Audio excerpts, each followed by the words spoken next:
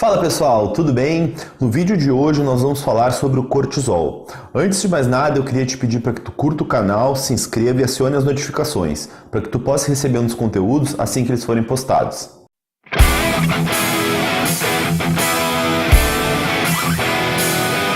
Bom, gente, o cortisol é um hormônio que, com o passar do tempo, acabou sendo muito demonizado entre as pessoas por ele estar associado muito à questão do estresse.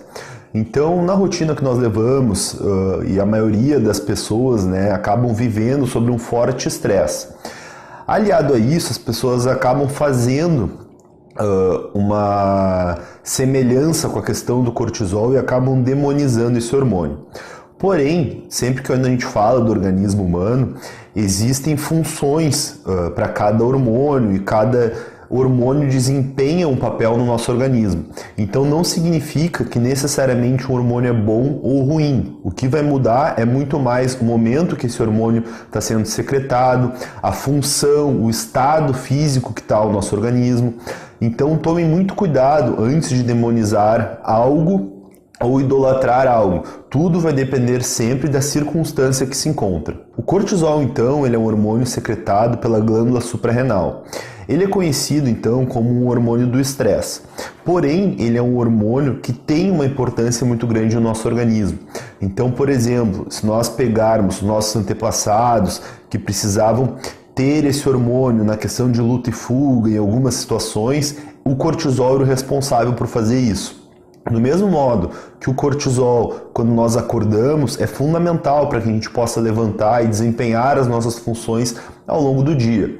O que vai mudar, é claro, é o nível desse cortisol. Então não significa que o cortisol seja um hormônio ruim. Ele é um hormônio ótimo, ele tem uma função biológica no nosso organismo, porém ele tem que estar dentro dos parâmetros esperados, dos níveis hormonais adequados. A maior produção, então, do cortisol acaba ocorrendo pelo período da manhã, entre 5 e 10 horas da manhã.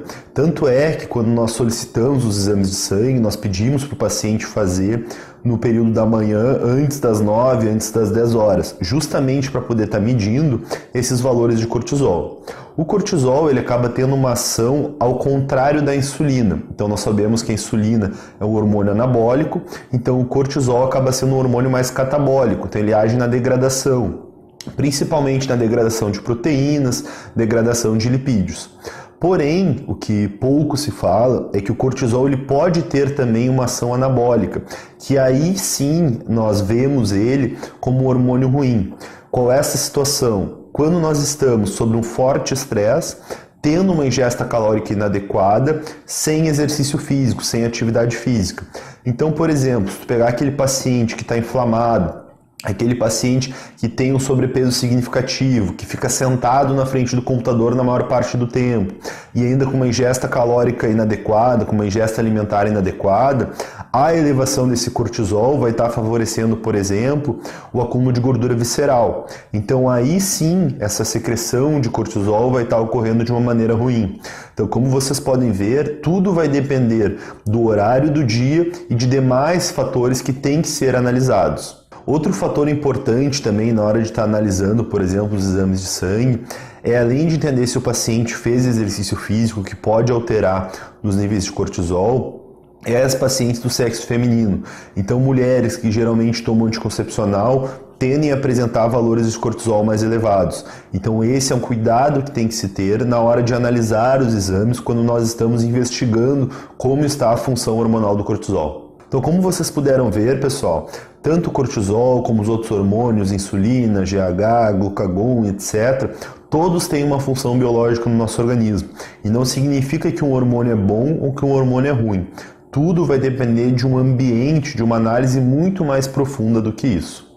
Gostaria de te pedir para que, se tu gostou do vídeo, tu curta, compartilha e me segue nas redes sociais. Eu vou estar te aguardando no próximo vídeo.